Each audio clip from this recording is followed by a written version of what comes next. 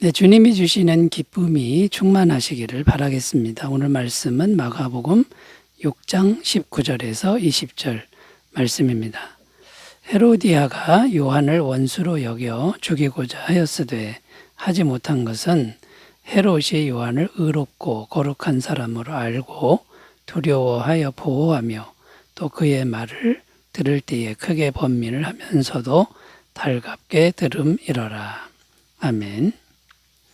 자, 오늘 말씀에 보면 헤롯 왕의 마음 상태가 나옵니다. 헤롯 왕의 마음 상태는 두 마음이다 라는 것이죠. 하나는 헤로디아를 위하는 마음인데 헤로디아를 위하려면 세례 요한을 죽여야 합니다. 그러니까 세례 요한을 죽이고자 하는 마음도 있고요. 다른 하나는 하나님을 두려워하는 마음인데 이 하나님을 두려워하기 때문에 세례 요한을 보호하고 지켜주는 마음이다 라는 겁니다. 자, 그런데 이 두 마음이 영적으로는 상당히 문제가 있는 마음이다 라는 것이죠. 두 마음을 가진 사람은 결국에는 마귀의 종노릇 하게 된다라는 겁니다. 이어지는 말씀에서도 결국 결국 헤롯 왕은 세례 요한을 죽이고 말았습니다. 원인이 무엇입니까? 두 마음을 가지고 계속 번민을 하지만 결국은 마귀가 원하는 쪽으로 그렇게 결정을 내리게 된다라는 것이죠. 자, 번민했다라고 하는 것이 무슨 뜻이냐면 두 마음을 그냥 두고 갈팡질팡했다, 왔다 갔다 했다 이런 의미입니다. 말씀을 듣고 빨리 결정을 해야 되는데 하나님을 향해서 마음을 정해야 했는데 그렇게 하지 못했다라는 거고요. 결국 두 마음이 왔다 갔다 하다가 결국은 마귀의 종노릇하는 그런 결과만 나왔다. 이것이 오늘 성경이 보여주는 하나님의 말씀입니다. 자, 그래서 오늘은 하나님은 두 마음을 가진 사람, 이런 두 마음을 어떻게 보시는가? 자, 이렇게 주제를 설정하고 함께 말씀의 은혜를 나누겠습니다. 자, 하나님은 두 마음을 어떻게 보시냐면요. 첫 번째는 더러운 마음으로 보신다라는 겁니다. 깨끗하지 않다, 더럽다 이렇게 보신다라는 거죠. 마태복음 5장 8절 말씀입니다. 마음이 청결한 자는 복이 있나니 그들이 하나님을 볼 것이미요. 자, 여기 보면 마음이 청결하다 이렇게 나오는데 영적으로 청결하다는 의미는 한 마음이라는 겁니다. 하나님을 향한 한 마음, 이것을 청결한 마음이라 그럽니다. 자, 그러니까 청결한 마음은 혼자서 청결한 마음 이렇게 될 수가 없고요. 성경이 말하는 청결한 마음은 항상 관계적인 용어라는 겁니다. 하나님과의 관계에서 하나님만을 바라보는 마음. 그러니까 우리가 청결하지 않아도 죄가 있어도 하나님만을 의지하고 하나님만 매달리고 하나님만 사랑하고 그러면 청결한 마음이 되는 겁니다. 그러니까 이제 관계적인 용어인데 두 마음입니다. 이건 뭡니까? 하나님도 바라봤다가 다른 것도 바라보고 그러니까 이게 이제 더러운 마음이 되는 거죠. 한 대상만을 사랑해야 되는데 두 대상을 사랑한다라고 하는 건 더러운 마음이 된다라는 겁니다. 요한일서 2장 15절 이 세상이나 세상에 있는 것들을 사랑하지 말라. 누구든지 세상을 사랑하면 아버지의 사랑이 그 안에 있지 아니하니. 왜 요한일서 말씀에서 세상을 사랑하지 말라 이렇게 말씀하냐면요. 이게 성도들에게 하는 말입니다. 하나님만 사랑해야지 세상도 사랑하는 이 두 마음은 더러운 마음이다. 이렇게 말씀하고 있습니다. 또 하나님 외에 다른 것을 의지하는 마음, 이 의지하는 마음도 하나님은 음란한 마음이다. 이렇게 표현을 합니다. 사사기 2장 17절. 그들이 그 사사들에게도 순종하지 아니하고 오히려 다른 신들을 따라가 음행하며 그들에게 절하고 여호와의 명령을 순종하던 그들의 조상들이 행하던 길에서 속히 치우쳐 떠나서 그와 같이 행하지 아니하였더라. 여기 보면 하나님도 믿지만 다른 신을 믿는 걸 영적인 음행이다. 자, 이렇게 표현하고 있다는 겁니다. 그래서 오늘날에 우리가 이 도마음을 가진 경우가 많은데 특별히 물질 부분에 있어서 우리가 이 세상을 살아갈 때 물질을 의지하게 되는 경우가 많죠. 물질이 신이 되는 경우가 많은데 이때도 역시 두 마음이다라는 겁니다. 그는 더러운 마음이다라고 평가할 수 있다라는 거죠. 마태복음 6장 24절 한 사람이 두 주인을 섬기지 못할 것이니 혹 이를 미워하고 저를 사랑하거나 혹 이를 중히 여기고 저를 경히 여김이라. 너희가 하나님과 재물을 겸하여 섬기지 못하느니라. 오늘날에는 이 재물이라고 하는 것이 하나님 자리에 가 있습니다.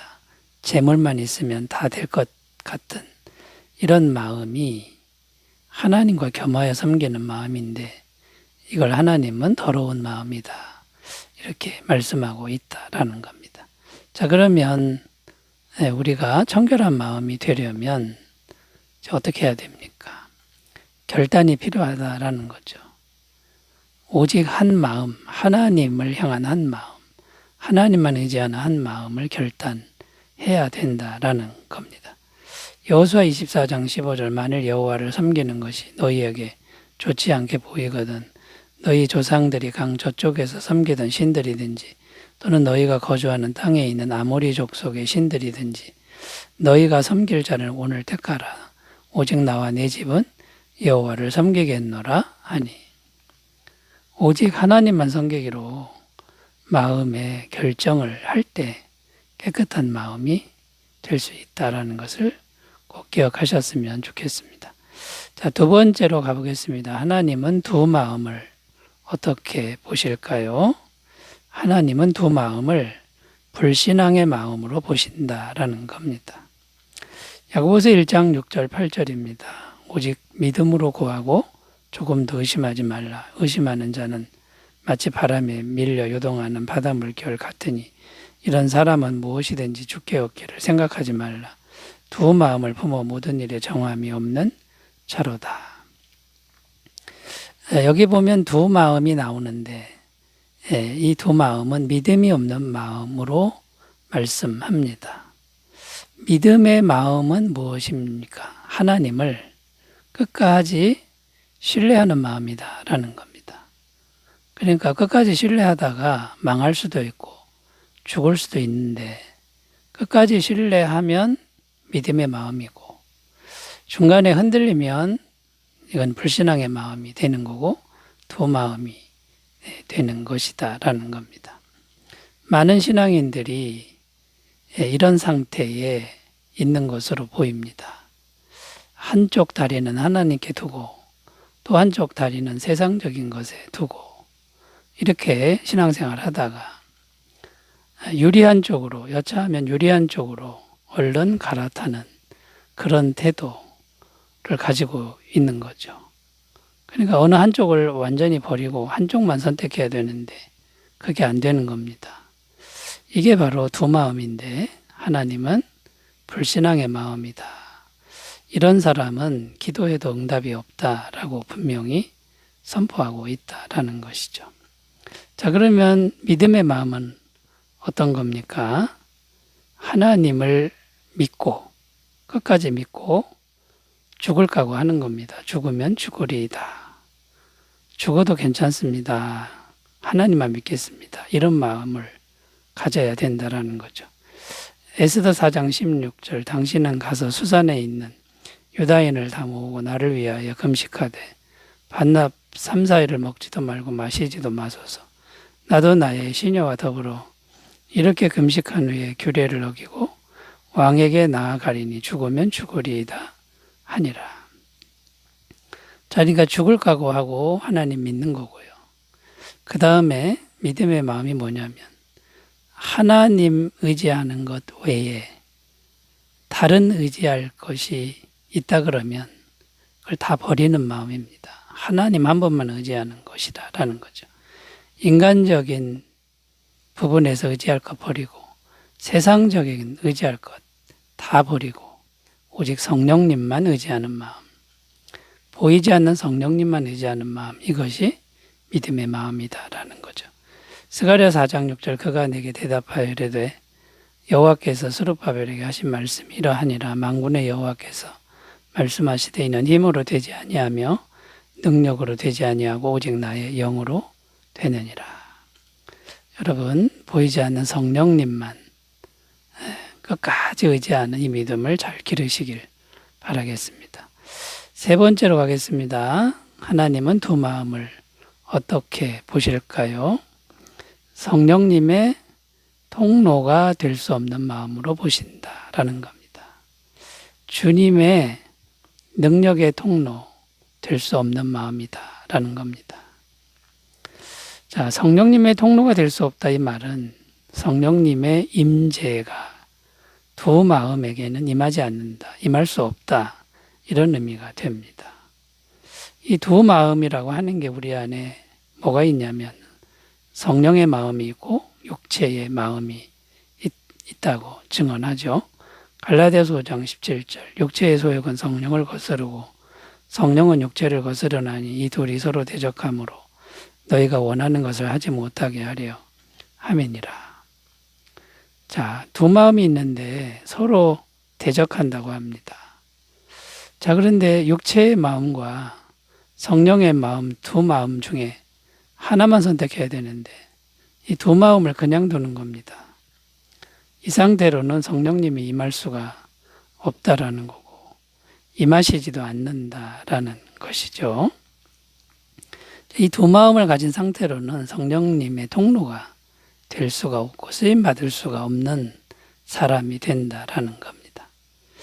자, 그러니까 이제 우리가 해야 될 일은 명확해졌죠. 이 두 마음 중에 성령의 마음만을 선택하고 육체의 소욕은 반드시 싸워서 눌러야 된다라는 겁니다. 그러지 않으면 성령님의 통로로 쓰임받을 수가 없다라는 겁니다. 갈라디아서 5장 22절 25절 오직 성령의 열매는 사랑과 희락과 화평과 오래 참음과 자비와 양성과 충성과 온유와 절제니 이 같은 것을 금지할 법이 없느니라. 그리스도 예수의 사람들은 육체와 함께 그 정욕과 탐심을 십자가에 못 박았느니라. 만일 우리가 성령으로 살면 또한 성령으로 행할지니.